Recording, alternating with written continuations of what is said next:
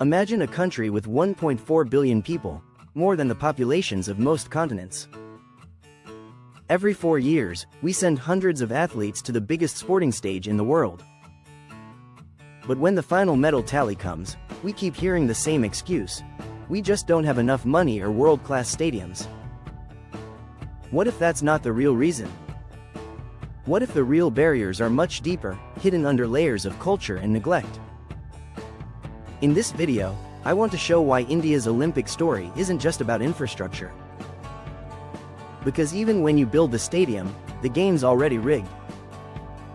I do not think it is predominantly an economic problem. Yes, facilities matter. Infrastructure and ecosystem matter. But they are not the only thing that matters. What matters just as much is priority.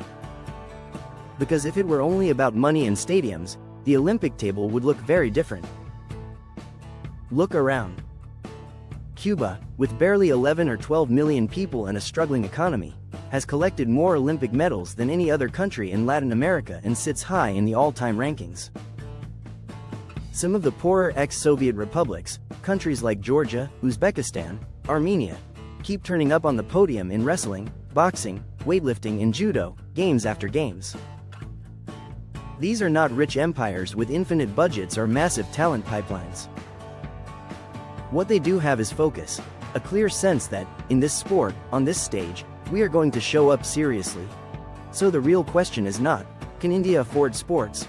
The real question is, where does sport sit in our mental priority list? And here we have to poke one very convenient myth about ourselves. This idea that India is some deeply spiritual, non-materialistic civilization. In practice, we are one of the most materialistic societies on Earth. Not materialistic in the sense of designer brands and yachts, but materialistic in a much more basic way. We see almost everything as a profit and loss statement. We don't usually ask, will this enrich me as a human being? We ask, will this give me more resources for less effort?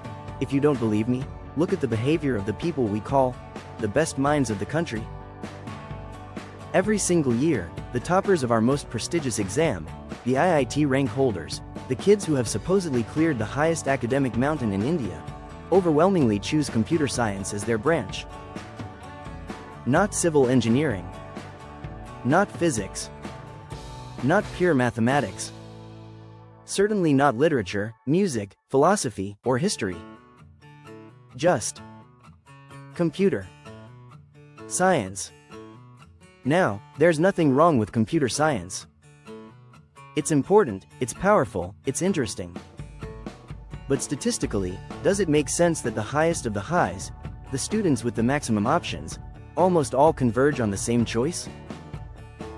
If these are our most gifted minds, shouldn't some of them be pulled irresistibly towards pure science, towards fundamental research, towards building cities, towards understanding societies, towards art? The fact that they don't, that year after year the safest, most lucrative branch gets flooded by the absolute top rankers, tells you something very simple about us as a nation. When push comes to shove, we don't optimize for curiosity or calling. We optimize for pay package and predictability. The question underneath almost every big decision is not, what is my higher aspiration? It is, what is the highest return with the lowest risk? In that kind of culture, of course sport looks like a bad trade. Of course a 15-year-old chasing an Olympic dream looks irresponsible compared to a 15-year-old chasing a coding job. And yet, somewhere, we forgot that sport, like science and art, is a higher virtue. It demands everything the human spirit can give: patience, grit, passion, discipline, even intellect. But in our civilization, the scholar was sanctified, the athlete was not. The pursuit of knowledge was called spiritual, the pursuit of mastery was called physical, and therefore lower. The mind was consecrated, the body was tolerated. So even today, when an athlete trains at 5 in the morning, our society doesn't see devotion, it sees distraction. And that's the blind spot we carry to every Olympics. We want medals, but we've never truly learned to revere the path that produces them. This obsession with results doesn't just shape what we study or where we work. It shapes how we see human effort itself. Because in a profit and loss culture, effort without proof looks like failure. A decade of training means nothing until it produces a medal. That's why respect in India is always delayed. We don't admire persistence, we admire payoff. The moment a result arrives, we rush to celebrate, as if success suddenly made the effort meaningful. But respect that arrives after validation isn't really respect, it's opportunism. It's the applause we give when the world has already certified the winner. The tragedy is that most greatness dies in that waiting period, in the long stretch between dedication and recognition. Because to stay the course, people need faith, not just facilities. Nations that win consistently understand this. They honor the pursuit, not just the podium. They see the training ground as sacred space, not a holding pattern before the headlines. That's the difference between a society that produces champions and one that merely reacts to them. So if you step back, you can see the pattern clearly. A country that calculates everything in returns will always respect the result more than the journey. And when respect depends on results, only the few who somehow win against all odds survive long enough to earn it. The rest vanish quietly, unacknowledged, not because they lack talent, but because they ran out of belief. That's what really separates us from nations that win consistently. They don't wait for the medal to show faith. Their athletes grow up in an ecosystem where trying seriously is already an act of honor.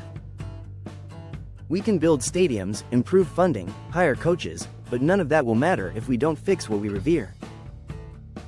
The day we learn to respect the attempt as much as the achievement, we'll stop wondering why medals don't come.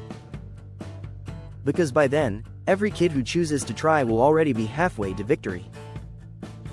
If this made you think a little differently about our Olympic story, share it with someone who still believes it's only about money and infrastructure. And if you'd like more such perspectives, like, comment, and subscribe. Because the conversation doesn't end here, it only gets deeper from this point on.